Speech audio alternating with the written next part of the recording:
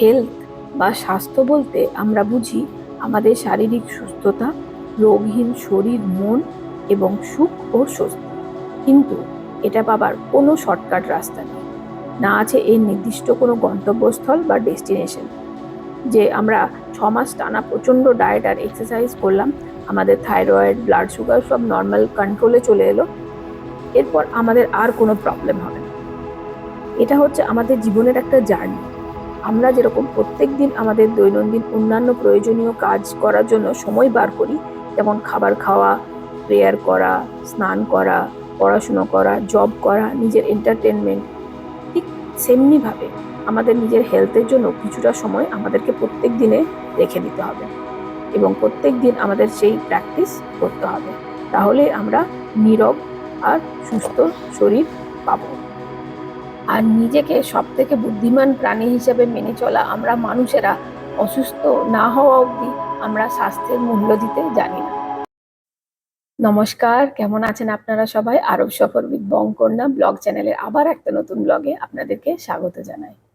আজকালকার দিনে আমরা এবং আমাদের বাচ্চারা যেভাবে ভাত, ডাল, রুটি, ঘরের তৈরি সবজি এই ধরনের খাবারকে রিপ্লেস করে আটা, ময়দা, চিনি, কালারযুক্ত, ফ্লেভারযুক্ত খাবারের ওপর ডিপেন্ডেবল হয়ে পড়েছি, যেরকম হচ্ছে পাউরুটি, রুটি, cake, chips, chocolates, pasta, Maggi, chow mein, pizza, fried যে কোনো খাবার, যেমন হচ্ছে নাগেটস, চিকেন, কেএফসি, ম্যাকডোনাল্ডের বার্গার।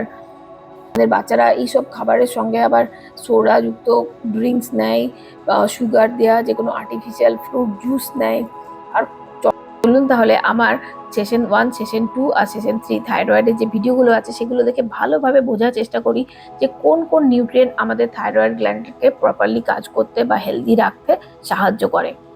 আমরা লাইফস্টাইলে কি এমন ভুল করছি বা কি ধরনের খাবার খাচ্ছি যার জন্য আমাদের থাইরয়েড গ্ল্যান্ড সেই ধরনের নিউট্রিশন বা সেই ভিটামিন মিনারেলসগুলো পাচ্ছে না, যার জন্য প্রতি 10টা ঘরের মধ্যে একটা ঘরে থাইরয়েডের প্রবলেম দেখা যাচ্ছেই যাচ্ছে। আমরা যদি আইডেন্টিফাই করতে পারি যে সেই ভিটামিনস আর মিনারেলস কোনগুলো, যেটা আমাদের খাবারের সঙ্গে আবার নিলে আমাদের থাইরয়েড গ্ল্যান্ডটা আবার আগের মতন কাজ করে, আমরা যদি একটু ভালোভাবে লক্ষ্য করে দেখি তাহলে আমরা বুঝতে পারবো যে আমরা যে ধরনের খাবারে আজকাল অভ্যস্ত হয়ে গেছি সেটা মাধ্যমে আমাদের বডিতে কোনো রকমের নিউট্রিয়েন্ট তো পৌঁছাচ্ছেই না, উল্টে গ্লুটেন নামে এর মধ্যে একটা প্রোটিন জাতীয় পদার্থ থাকে যেটা আমাদের শরীরে খুবই ক্ষতি করছে। গ্লুটেন হচ্ছে এই আটা, ময়দা, চিনি জাতীয় খাবারের মধ্যে অবস্থিত একটা চ্যাটচ্যাটে প্রোটিন, যেটা এই ধরনের খাবারকে যখন বেক করা হয় সেটা ফুলতে সাহায্য করে এবং এটা দেখতেও খুব ভালো লাগে। আর আমরা তো খুব ভালোবেসে এই খাবারগুলো খুবই খাই। আমরা যদি এই ধরনের গ্লুটেন জাতীয় খাবার দীর্ঘদিন খেতে থাকি তাহলে আস্তে আস্তে আমাদের পেট ফাঁপা, পেটে গ্যাস তৈরি হওয়া, হজমের গন্ডগোল, আমাদের কনস্টিপেশন হতে শুরু হবে। এছাড়াও অনেকের এই গ্লুটেন জাতীয় খাবার থেকে র্যাশ ও অ্যালার্জিও হয়, আর এর মধ্যে ইনফ্লামেশন প্রপার্টিও থাকে। এবার যদি কারো থাইরয়েড থাকে, তার অলরেডি মেটাবলিজমের প্রবলেম আছে, মানে খাবার হজমের গন্ডগোল আছে, তারপরে এই ধরনের খাবার খেলে সেটা হজম তো হবেই না, সেটা আস্তে আস্তে পেটে গ্যাস তৈরি করবে, পেটের হজমের গন্ডগোল আরও বাড়িয়ে তুলবে। আর এর মধ্যে যে ইনফ্লামেশন যে প্রপার্টিটা আছে সেটা হাত, পা, গলা, থাইরয়েড গ্ল্যান্ডকে অনেক সময় এটা ফুলে গিয়ে ইনফ্লামেশন হয়ে যাবে। তাহলে যদি আমাদের থাইরয়েডের প্রবলেম শুরু হয়েছে আমরা যদি বুঝতে পারি, তাহলে অবশ্যই এই গ্লুটেনযুক্ত খাবারকে আগে আমাদের লাইফ থেকে কমাতে হবে। এর সঙ্গে কমাতে হবে কালার এবং ফ্লেভারযুক্ত ডিফারেন্ট টাইপের ড্রিঙ্কস এবং ফ্রুটস। যেরকম সমস্ত কোল্ড ড্রিঙ্কসের মধ্যে প্রচণ্ড পরিমাণ সুগার আর কালার থাকে। আবার এছাড়া আমরা যে ধরনের সবজিপাতি আজকাল খাই সেগুলোও বেশিরভাগ কালার থাকে আর তার মধ্যে প্রচণ্ড পরিমাণ পেস্টিসাইড থাকে। তো এই ধরনের খাবার খেতে গেলে আগে সেগুলো বাজার থেকে নিয়ে এসে আমাদের জলের মধ্যে কিছুক্ষণ ডুবিয়ে রাখতে হবে, যাতে তার মধ্যে থেকে লেগে থাকা পেস্টিসাইড এবং যে কালার আছে আর্টিফিশিয়াল সেটার প্রভাব একটু কম হয়। অনেক ভিডিওতে আপনি শুনে থেকে হবেন যে কিছু কিছু সবজিপাতি খাবার আছে যার মধ্যে গয়ট্রোজেনিক প্রপার্টি এরকম, যেরকম হচ্ছে ফুলকপি, বাঁধাকপি আর ব্রকলি, বড় বড় পাতাযুক্ত যেসব ভেজিটেবলস হয়, আর সয়াবিন জাতীয় কোনো খাবার। তো আমরা এগুলোকে যদি অবস্থায় খাই তাহলে আমাদের এই প্রবলেম আরও বেড়ে যেতে পারে। আর এটা যদি আমরা কুক করে খাই তাহলে আমাদের সেইভাবে কোনো প্রবলেম হবে না, কিন্তু যদি আমাদের থাইরয়েডের প্রবলেম খুব বেশি হয়ে আছে তাহলে আমাদের এই ধরনের খাবার একটু কমিয়ে দেওয়াই ভালো সেই সময়তে। এরকমই আমাদের থাইরয়েডের প্রবলেমে সেরকম কোনো ধরনের খাবারের রেস্ট্রিকশন নেই যে আপনি এটা খেতে পারেন আর এটা আপনি খেতে পারেন না। কিন্তু আমরা এরকম ধরনের যদি খাবার খাই যার মধ্যে কোনো রকমের নিউট্রিয়েন্ট আমাদের বডিতে যাচ্ছেই না, তাহলে আমাদের বডিকে, সেটা থাইরয়েড কেন, যে কোনো জায়গাতেই আমাদের পুরো বডিকে ক্ষতি করবে। ভালোভাবে লক্ষ্য করে দেখবেন, যে কোনো থাইরয়েডের প্রবলেমের ডিসকাশনে সব থেকে বেশি ওয়ার্ড যেটা ইউজ হয় সেটা হচ্ছে আয়োডিন। তাহলে আয়োডিনই হচ্ছে সব থেকে সেই গুরুত্বপূর্ণ এলিমেন্ট যার উপস্থিতি বা অনুপস্থিতিতে আমাদের এই থাইরয়েডের প্রবলেম দেখা দেয়। তাহলে এই আয়োডিনটা কি? আয়োডিন হচ্ছে এক ধরনের মিনারেল যেটা আমাদের থাইরয়েড গ্ল্যান্ডে প্রপারলি কাজ করতে হেল্প করে আর আমাদের থাইরয়েড হরমোন তৈরি করতে সাহায্য করে। কিন্তু আমরা বেশিরভাগ সল্টের মাধ্যমে এই আয়োডিন পেয়ে থাকি, কিন্তু সল্টের মধ্যে যে আয়োডিনটা থাকে সেটা একটা আর্টিফিশিয়াল আয়োডিন, যেটা সল্টের মধ্যে বাইরে থেকে অ্যাড করা হয়। এবার আমরা যদি বেশি পরিমাণ আমাদের আয়োডিন চলে যায় তাহলেও আমাদের প্রবলেম হবে, আবার যদি কম আমাদের বডিতে আয়োডিন থাকে তাহলেও আমাদের হাইপোথাইরয়েডিজমের মতন প্রবলেম দেখা দেবে। তাহলে আমাদেরকে বেছে বেছে সেই ধরনের খাবার খেতে হবে যার মধ্যে ন্যাচারাল আয়োডিন আছে। এরকম অনেক সুপার ফুড আছে, আমি পরে ডিসকাস করছি, যেটা খেলে আমাদের আয়োডিন বডিতে ন্যাচারালি যাবে। আয়োডিনের পরেও আরও দুটো ইম্পর্টেন্ট এলিমেন্ট আছে যেটা আমাদের থাইরয়েড গ্ল্যান্ডকে হেলদি রাখতে গুরুত্বপূর্ণ ভূমিকা পালন করে। সে দুটো হচ্ছে ভিটামিন ডি এবং ক্যালসিয়াম। যখন আমাদের প্রেগনেন্সির সময় আমাদের বেবির ডেভেলপমেন্টে এই ভিটামিন ডি এবং ক্যালসিয়াম বেবির ব্রেনের ডেভেলপমেন্ট, বডির ডেভেলপমেন্টে হেল্প করে। ইভেন গ্রোয়িং যে চিলড্রেন আছে তাদেরও ব্রেনের ডেভেলপমেন্ট, বডির ডেভেলপমেন্টে খুবই গুরুত্বপূর্ণ ভূমিকা পালন করে। আর যদি আমাদের এই ভিটামিন ডি বা ক্যালসিয়াম দুটোরই কমতি হয় তাহলে আমাদের বোন, টিথ, আমাদের মেন্টাল হেলথ, আমাদের চুল, আমাদের নখ, সব কিছু হেলথ খুবই খারাপ হয়ে যায়। আর দীর্ঘদিন যদি এই ভিটামিন ডি আর ক্যালসিয়ামের অভাব থাকে তাহলে আমাদের প্যারাথাইরয়েড গ্ল্যান্ডগুলো খুব বেশি অ্যাক্টিভ হয়ে যায় এবং আমাদের হাইপার থাইরয়েডিজমের মতন প্রবলেম দেখা দেয়। তাহলে আমাদের বেছে বেছে এই ধরনের খাবার খেতে হবে যেটাতে ভিটামিন ডি এবং ক্যালসিয়াম থাকে। আর আমাদের প্রত্যেক দিন রোদে অনেকক্ষণ দাঁড়িয়ে ভিটামিন ডি এর অভাব পূরণ করতে হবে। এছাড়া হাইপো এবং হাইপার থাইরয়েডিজম দু ক্ষেত্রেই আমাদের আয়রনের ডেফিসিয়েন্সি থাকে, যার ফলে আমাদের অ্যানিমিয়ার মতন প্রবলেম দেখা যায়। এবার আমি যারা দীর্ঘদিন থাইরয়েডের প্রবলেমে ভুগছেন এবং তাদের থাইরয়েড গ্ল্যান্ডটা অলরেডি ড্যামেজ হয়ে গেছে সেটাকে রিপেয়ার করার জন্য কিছু গুরুত্বপূর্ণ এলিমেন্ট বা নিউট্রিয়েন্টের কথা বলতে যাচ্ছি যেটা আমাদের থাইরয়েড গ্ল্যান্ডকে রিপেয়ার করে। সেটা হচ্ছে সেলেনিয়াম। যারা দীর্ঘদিন থাইরয়েডের প্রবলেমে ভুগছেন, যার জন্য যাদের গ্রেভ ডিজিজ বা হাসিমোটো ডিজিজের মতন প্রবলেমের সম্মুখীন হতে হচ্ছে। গ্রেভ ডিজিজ হচ্ছে সেই ধরনের ডিজিজ যে দীর্ঘদিন থাইরয়েড থাকার জন্য অনেক সময় আইবলটা দেখে মনে হয় খুব বড় হয়ে গেছে এবং সামনের দিকে বেরিয়ে এসছে। আর হাসিমোটো ডিজিজ হচ্ছে অটো ইমিউনো ডিজিজ। কোনো কোনো কারণে আমাদের থাইরয়েড অনেক সময় ছোটোবেলা থেকে বা একটু মিডল বয়স থেকে অটোমেটিক স্টার্ট হয়। সেটা দীর্ঘদিন ভিটামিন ডি ও ক্যালসিয়ামের অভাবেও হতে পারে বা আমাদের পাস্ট হিস্ট্রিতে আমাদের বাড়ির কারোর থাকলে সেই কারণেও গ্রো হতে পারে। থাইরয়েড গ্ল্যান্ড বেশি ড্যামেজ হয়ে গেলে অনেক সময় কেটে বাদও দিতে হয়। আর এই সেলেনিয়াম এমন একটা গুরুত্বপূর্ণ এলিমেন্ট যেটা আমাদের থাইরয়েড গ্ল্যান্ডকে রিপেয়ার করতে খুব ভালোভাবে কাজ করে। আর এটা যখন আমাদের ইমিউনিটি সিস্টেম খুব ভেঙে পড়ে তখন ইমিউনিটি সিস্টেমকে বুস্ট করতেও হেল্প করে এবং আমাদের অ্যাস্থেমার প্রবলেমকে অনেক সময় রিডিউস করে।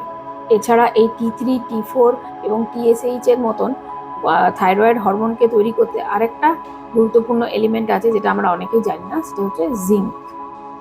এছাড়া এই ভিডিওতে আমরা অনেক জায়গায় ইনফ্লামেশন কথাটা অনেকবার শুনেছি, যে ইনফ্লামেশন মানে কি, কোনো জায়গা একটু ফুলে যাওয়া। গলাতে আমরা অনেক সময় দেখেছি যাদের থাইরয়েড আছে গলার সেই জায়গাটা ফুলে যায়, সেই জায়গাটার রেডনেস হতে পারে, একটু কালার চেঞ্জ হতে পারে, তার মধ্যে ব্যথা বা জ্বালা ভাব থাকতে পারে।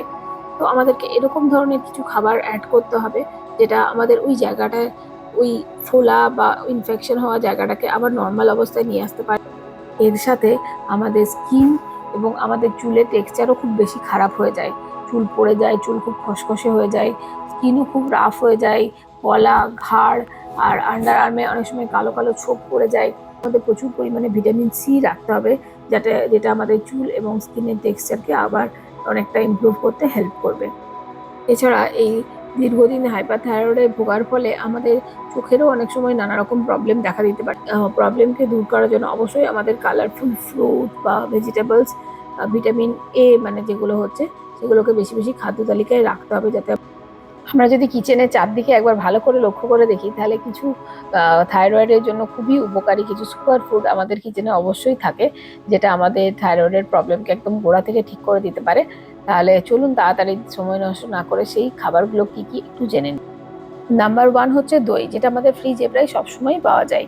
এর মধ্যে যে অবস্থিত প্রয়োজনীয় নিউট্রিয়েন্ট যেরকম হচ্ছে প্রথম হচ্ছে iodine, selenium, calcium, vitamin D এবং আরও প্রয়োজনীয় ফ্যাটি অ্যাসিড থাকে, যেটা আমাদের থাইরয়েড গ্ল্যান্ডকে সুস্থ রাখতে এবং আমাদের থাইরয়েড হরমোন তৈরি করতে খুব হেল্প। নাম্বার টু হচ্ছে ধনে পাতা বা ধনে সিড। এটা থাইরয়েডের জন্য একটা সুপার ফুড। এটা একটা আশ্চর্যজনক হার্ব বা ভেষজ। এর মধ্যে ভরে ভরে পাবেন vitamin C, vitamin A, vitamin K, phosphorus, dietary fibre, calcium, zinc এবং ম্যাঙ্গানিজ। ধনেপাতার মধ্যে জিঙ্ক আর ম্যাঙ্গানিজ থাকার জন্য এবং এর অ্যান্টিঅক্সিডেন্ট প্রপার্টির জন্য এটা আমাদের ড্যামেজ থাইরয়েড গ্ল্যান্ডকে আবার রিপেয়ার বা হিল করতে সাহায্য করে। আর এর মধ্যে যে ইনফ্লামেশনটা হয় সেটাকে আবার কমিয়ে এনে আস্তে আস্তে নর্মাল অবস্থায় থাইরয়েড গ্ল্যান্ডকে ফিরিয়ে আনতে সাহায্য করে। আর এর মধ্যে এটা যেহেতু একটা ভেষজ, আর এর মধ্যে ভরে ভরে যেহেতু ডায়েটারি ফাইবার আছে, এটা আমাদের পেটের গ্যাস, ব্লোটিং, পেটে ব্যথা, বমি ভাব, ডায়রিয়া কমায় এবং কনস্টিপেশনও আমাদের কমিয়ে আনে, আমাদের ডাইজেশনকে ইমপ্রুভ করে এবং আমাদের মেটাবলিজমকে স্ট্রং করে। এর মধ্যে প্রচুর ভিটামিন সি থাকার জন্য আমাদের যে আগে ড্যামেজ হয়ে যাওয়া খসখসে স্কিন আর যে চুল থাকে সেটাকে অনেকটা রিপেয়ার করে, এদের টেক্সচারকে ইমপ্রুভ করে, নতুন চুল গজাতে সাহায্য করে, স্কিনের মধ্যে যে পিম্পল তৈরি হয় সেগুলোকেও ক্লিয়ার হতে সাহায্য করে, ব্লাড সুগারের মাত্রাকে কন্ট্রোল করে, ওয়েট লস করতে সাহায্য করে, আমাদের জয়েন্টের মধ্যে যে ডিসকমফোর্ট ও সুয়েলিং হয় সেটা কমিয়ে আর্থারাইটিসের মতন প্রবলেমকে কন্ট্রোলে রাখে। এর মধ্যে আয়রন থাকার জন্য আমাদের অ্যানিমিয়ার মতন প্রবলেম কমে যায়। এটা আমরা জুস করেও খেতে পারি, আবার রাত্রেবেলা ধনে সিডকে ভিজিয়ে রেখে সকালে সেই জলটাও খেতে পারি। নেক্সট হচ্ছে চাল কুমড়ো বা অ্যাশগট। এটা থাইরয়েডের জন্য একটা সুপার ফুড হিসাবে মানা হয়।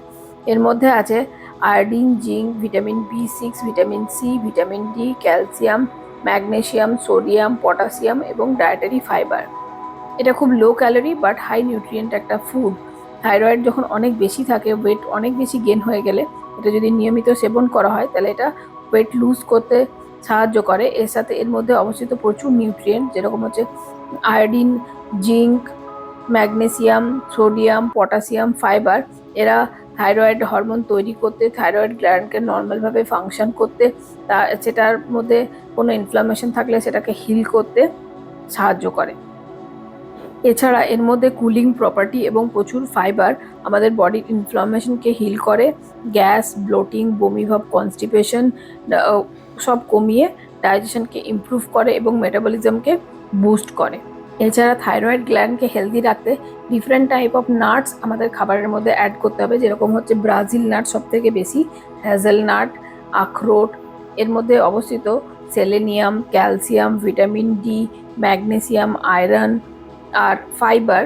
এটা আমাদের থাইরয়েডের ড্যামেজকে রিপেয়ার করে, ইনফ্লামেশনকে কমায়, ব্রেনের ডেভেলপমেন্ট এবং বোনের ডেভেলপমেন্টে সাহায্য করে। আমাদের মিলের মধ্যে রাখতে হবে ডিফারেন্ট টাইপ অফ সামুদ্রিক মাছ, যেমন হচ্ছে টুনা, সার্ডিন, স্যালমন। যদি এগুলো আপনারা আপনাদের আশেপাশে না পান তাহলে প্রত্যেকটা ফ্রেশ ছোট চারাপোনা মাছ বা বড় মাছ যার মধ্যে অয়েল আছে সেটা মিলের মধ্যে অবশ্যই রাখবেন।